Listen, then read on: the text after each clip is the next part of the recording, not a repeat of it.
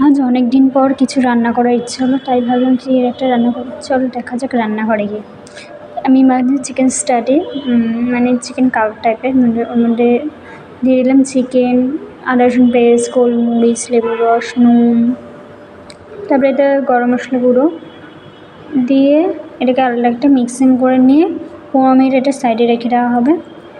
টক দইয়ের মধ্যে দিয়ে দিতে হবে গোলমরিচ, গরম মশলা, দারচিনি গুঁড়োটা দিতে হবে, দিয়ে ভালো করে মেখে রাখতে হবে 8 ঘন্টার মতন। আর তার মধ্যে আমরা এই সাইডে মেখে নেবো রসুন, ভেজে নিলাম, ভেজে ওটার মধ্যে মিক্সিং করে নেবো।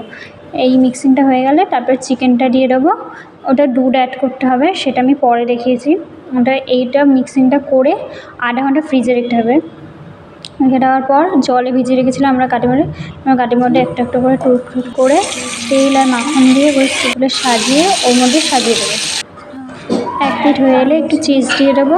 চিজগুলো দেওয়ার পর আমার হয়ে দেবো এই চিকেন কাবাব পিস রেডি। তোমরা যা ইচ্ছে দিয়ে খেয়ে রাখো, আমার এক্সপ্রেশন দিয়ে বুঝতে পারছো খুবই ভালো হয়েছে। তোমরা একবার বাড়িতে জাস্ট ট্রাই করে দেখো, আমি বলছি খুব ভালো হবে। আর দেখা হচ্ছে কোনো